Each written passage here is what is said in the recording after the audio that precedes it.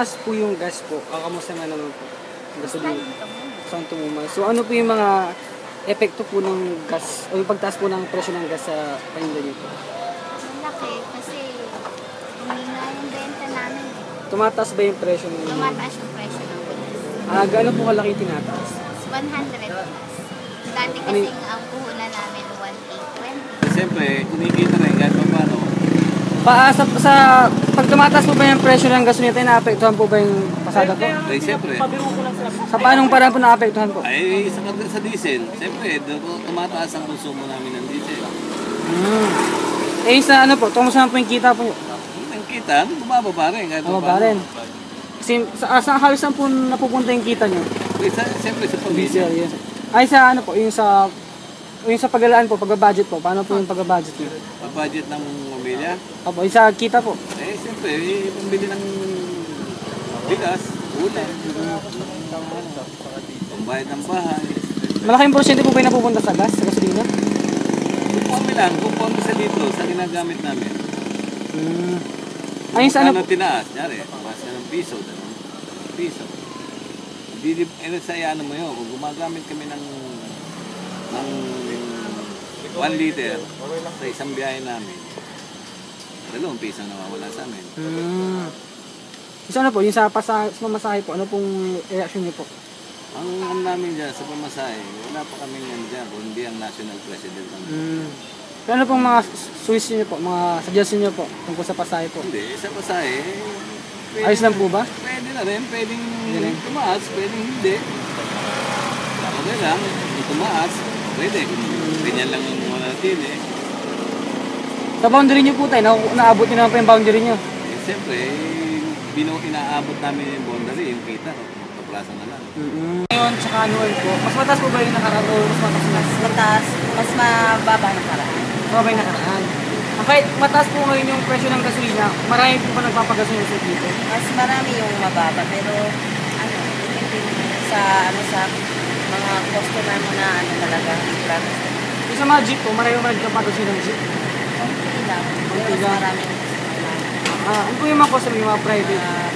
Mga bilang utang, account. Sa mga nagbibigay po ba yung mga discount sa mga jeep, mga public utility vehicles? Sa kabila yung may discount sa akin. Dito wala. Saan po yung isa may discount?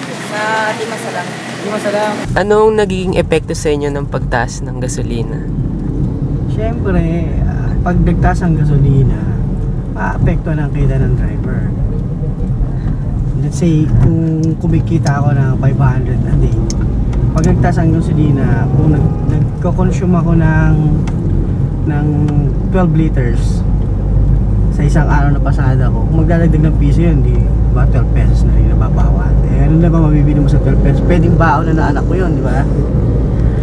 O, pwede mo na ibili ng mauulam din yun kung mag-isa ka lang. Malaki siyempre yung epekto ng pagtaas ng gasolina.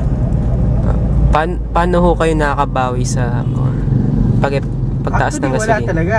Kaya ang ginagawa ng mga ibang driver, dumidiskarte sila. Yung papadagdag, kung hindi naman magdadagdag yung customer, minsan nangongontrata sila. Which is, di ba, ano naman eh, parang minsan reasonable, lalo na pagka ma-traffic. Oh. Eh, nagtaas na nga yung gasolina, na-traffic ka pa, talo ka na sa oras. Alam mo, pag nasa traffic ka, yung konsumo ng gasolina mas malakas kasi aircon mo umanda. Hindi mo naman pinapatay yung engine. So continuous yun, yung pupuntahan mo, pareho lang yung distance. Pero yung gastos mo ng gasolina, mas malaki. Yung iba natatempt na magpadagdag or mangontrata. Kaya, iba, yun ang nagiging reason para kasi mahila nila yung kita nila. Nakatikim na ho ba kayo ng tulong ng gobyerno? Tulong ng gobyerno? Nakaramdam ho ba kayo ng tulong ng gobyerno? Meron ba? Wala naman eh. Alam mo, dito sa atin, ang ano rito, ang laban dito, kailangan kumilos ka para mabuhay ka eh. Hindi naman tayo kamukha na Amerika na meron silang may subsidize ang gobyerno na binibigay, di ba? Tawag doon? O meron silang tulong na binibigay sa mga mamamayan nila, hindi naman kamukha dito sa atin. Dito kung hindi ka kikilos, sa banig ka maghapon, wala ka rin kakainin niya nga. Di ba? So, ang tulong siguro ng gobyerno, yun, mapababa nila yung mga consumables like yung pagkain, yung bilhin sa palengke, yung gasolina, para bumaba yung pasahe at maging, di ba, makatipid ang baba ng minimum rate mo yan. So yun ang nagpapahirap sa mga taong bayan. Kapag ho ba nagpatuloy ang pagtaas ng presyo ng gasolina, ano sa tingin nyo mangyayari? Nga. Wala na sasakyan ng taxi. Hindi. Pag ganyan, malaking epekto niyan sa ekonomiya, malaking epekto sa mga mamamayan. Kasi lahat tayo, di ba, lahat ng produkto kasi gumagamit sa production, gumagamit ng kuryente. Ang production ng kuryente gumagamit ng langis. So pag tinasa nila yan, tulad niyan, yung Malampaya, magkakaroon sila ng maintenance shutdown. So tataasan nila by next month, di ba? Hanggang January pa yata yon. Ay mag-shoulder nun ang mga mamayan. Isipin mo, Malampaya yun ha, yun ang nagpo-produce ng energy at di ba, nagkakapera ang gobyerno na nakakalimutan yung ginagamit nila para ibigay kay Napoles para gugulin ng mga mambabatas, di ba? Bakit din lang yung binibigay ng pondo doon, itapan nila dun sa gagastusin ng maintenance para hindi na magtatas pa, maapektuhan pa yung, imagine mo galing na nga sa disaster, di ba? Apektado kahit sa Metro Manila tayo, apektado kami, ramdam namin. Dati kumikita kami sa pamamasada, wala na magpapasko. Ngayon wala. Anong kumpara nyo po yung pamasahe noon, yung flag down noon sa taxi ngayon? Bago lang kasi ako, actually OFW ako, no? May extra lang ako rito. Pero nakita ko yung hirap. As in talagang minsan naisip ko nga, bakit pa ako umuwi? Ayun ang mahirap yung nasa ibang bansa ka, ang pamilya mo nandito. Hindi mo na observe yung paglaki ng mga bata. So yun yung naging reason kung bakit kahit na hirap dito na lang. Kasi at the end of the day, yung pag-uwi ko, mahahagkan ko yung bunsong anak ko. Masasabihan ko yung mga anak ko pagka ginagabi o may mga ginagawang di na lang. Kasi pag nasa abroad ka, diba? Mahirap pero mas mahirap na dito. Sa abroad, malayo ka, kumikita ka na malaki. Dito, hirap na hirap ka, yung kita mo, imbis na lumaki, bumababa. Wala ka naman magawa kasi wala din pera yung mga tao.